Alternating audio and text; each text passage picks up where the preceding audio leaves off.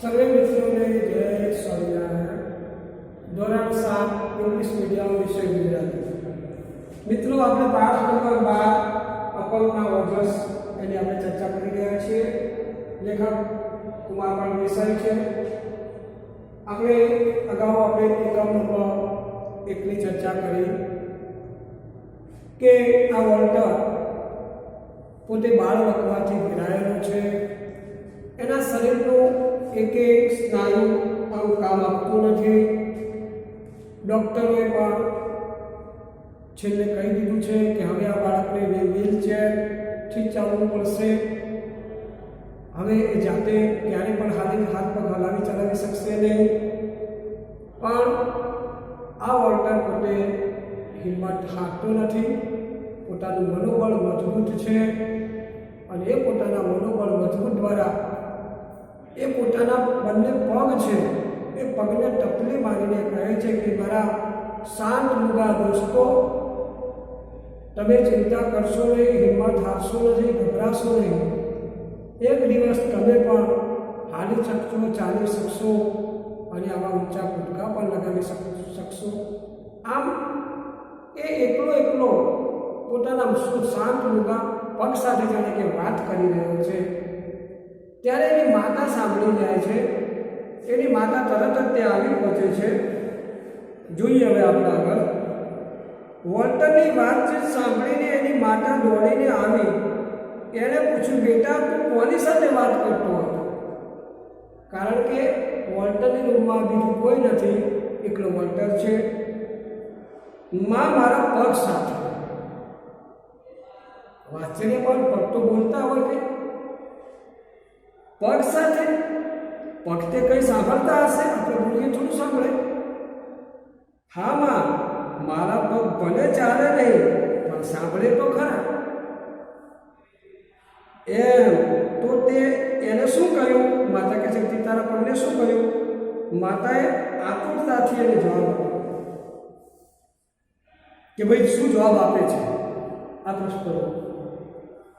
વોલ્ટરે કહ્યું, માં, મેં એને કહ્યું કે મૂંઝાશો નહીં, ગભરાશો નહીં, સહેજ હિંમત હારશો નહીં।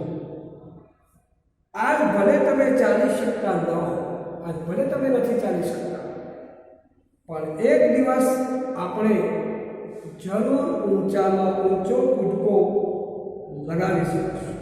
પોતાના પગને કહે છે કે એક દિવસ એવો આવશે કે ઊંચામાં ઊંચો કૂદકો તમે લગાવી શકશો।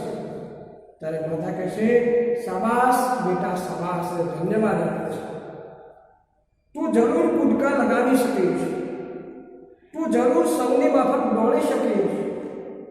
જો તું હિંમત નહીં હારે તો તું ધારીશ તે કરી શકીશ। મિત્રો, કોઈ પણ બાળક હોય, પોતાના માતા હોય, પિતા હોય, એમનો આવો ઉત્સાહ પ્રેરવાથી બાળકમાં એક પ્રકારની શક્તિ આવે છે। બાળકમાં કંઈક કરવાનું જોમ આવે છે। માતા પોતાના બાળકને એવું કહે કે ના, તું કમ નથી, તું હોશિયાર છે, તું જે ધારે કરે એવું છે। આના કારણે બાળકમાં એક પ્રકારની પ્રેરણા મળે છે કે મારા માતા પિતા, આજે માતા પિતા બાળકનો ઉત્સાહ ભરવો જોઈએ। ઘણીવાર એવા પણ માતા પિતા હોય કે પોતાના બાળકને કે તું કશું ના કરી શકે, તું કંઈ ના કરી શકે, તારાથી આ ન થાય। પણ આ શબ્દ યોગ્ય નથી કોઈ પણ બાળક માટે। એના માટે એને ઉત્સાહ પ્રેરણા, એનું જોમ વધે એવી પ્રેરણા એને આપવી જરૂરી છે। તો અહીંયા વોલ્ટરની માતા એને એવો જ ઉત્સાહ પ્રેરે છે। વોલ્ટરની માતા પોતાના અપંગ બનેલા પુત્રની હિંમત બરાબર જગાડતી હતી। એનામાં હિંમત હતી પણ એ હિંમતને જાગૃત કરાવતી। પોતાના પુત્રમાં સહેજે નિરાશા ન આવે એ માટે તેને સતત પ્રોત્સાહન આપતી કે મારો દીકરો કદી નિરાશ ના થાય। એને દિલમાં શ્રદ્ધા રાખવાનું કહેતી। આસ્થા, શ્રદ્ધા, આપણું મનની અંદર જો વિશ્વાસ હોય, કોન્ફિડન્સ, તો કોઈ પણ સિદ્ધિ આપણે પ્રાપ્ત કરી શકીએ। સાથોસાથ પગ પર માલિશના અને ડાક્ટરી સારવારના બીજા ઉપચારો પણ કર્યા કરતા। તો મિત્રો, અહીં આપણે ઉપચાર અને સારવાર શબ્દ આવે છે। વિક્રમ શબ્દ આપણે આગળ ઉપર વિક્રમ એટલે દાખલા તરીકે કોઈ પણ સ્પર્ધાત્મક ક્ષેત્ર હોય એમાં મોટી છે સિદ્ધિ પ્રાપ્ત કરેલી હોય એને કહેવાય વિક્રમ. તો એની માટે ઘણા બધા જે કહેવાય ઉપચાર ઘણી બધી સારવારો એને કરાવડાવી. એક કઈ વોલ્ટનના બોમાન્ટ નગરમાં, આ નગરનું નામ છે બોમાન્ટ, ઊંચા કૂદકાની એક હરીફાઈ ગોઠવાઈ. નાનકડા વોલ્ટનને હરીફાઈમાં જવાનું મન થયું કે હું આ હરીફાઈમાં જાઉં. લાકડાની ઘોડીના સહારે મેદાન ઉપર ગયો. હવે મિત્રો વિચાર કરો, હરીફાઈમાં ગયો, એમાં પણ લાકડાની ઘોડીના સહારે ત્યાં જાય છે જોવા. મેદાનમાં ચારે બાજુ છોકરાઓ ઘૂમતા હતા. જો રમત ચાલતી હોય ત્યાં સ્વાભાવિક રીતે ઘણા બધા છોકરાઓ હોય.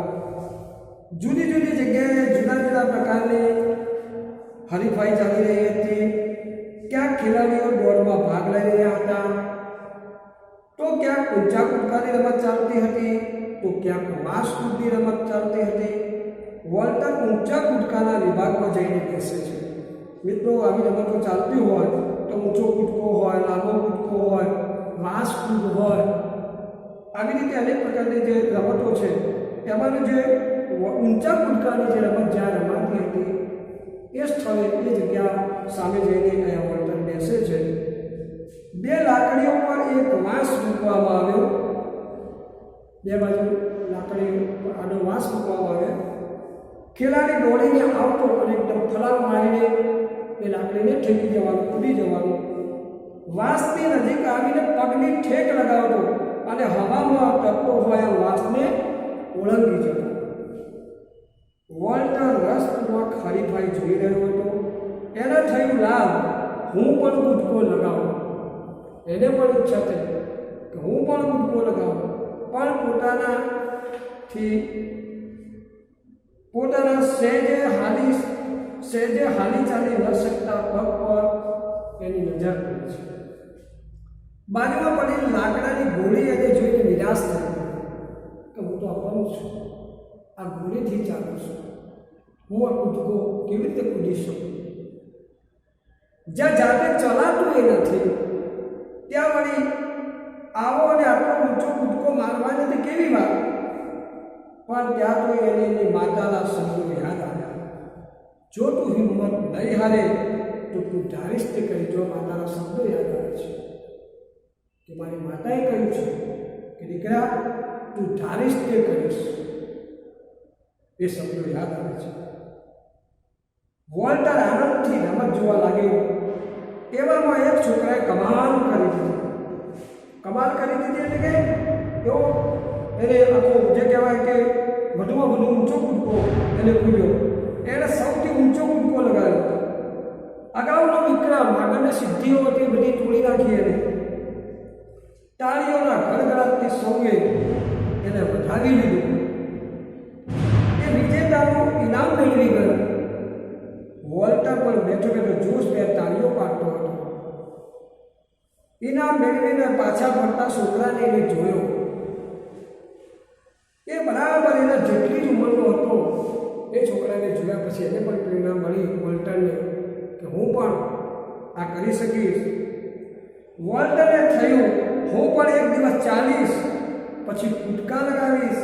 એક દિવસ એવો આવશે કે હું આ પગથી દુનિયામાં ઊંચામાં ઊંચો કૂદકો હું લગાવીશ. અરે હું તો વિશ્વ વિક્રમ સ્થાપીશ, હું આ સિદ્ધિ હાંસલ કરીશ. વિક્રમ. વોલ્ટર અપંગ હતો. એ ભલે અપંગ હોય પણ એનો નિર્ધાર એટલે નિશ્ચય, એનો નિર્ણય પોતાનો જે હતો એ અડગ હતો. અડગ એટલે ડગે નહીં. એનું તન અપંગ હતું. તન એટલે શરીર. તન એટલું અપંગ છે, બાકી મન અડીખમ છે, મજબૂત. શરીર નિર્બળ હતું. નિર્બળ એટલે બળ વગરનું. પણ એનો સંકલ્પ ઘણો બળવાન હતો. એના હૈયામાં શ્રદ્ધા હતી, મારું શરીર આજે ભલે અપંગ હોય પણ એક દિવસ એવો આવશે કે વિશ્વનો કોઈ ખેલાડી મારી બરોબરી કરી શકશે નહીં. તો મિત્રો, અહીંયા અહીંયા કહે છે પોતે મનમાં નિશ્ચય કરે છે કે વિશ્વનો કોઈ ખેલાડી મારી બરોબરી નહીં કરી શકે. હું એવો ઊંચો કૂદકો લગાવીશ અને આ સિદ્ધિને પ્રાપ્ત કરીશ. મિત્રો, વિશેષ પાઠ નંબર 3 ની અંદર આપણે ચર્ચા કરીશું. દરેક મિત્રો આ વિડીયોનો સારી રીતે અભ્યાસ કરજો. તો સર્વે મિત્રોને જય સ્વામિનારાયણ.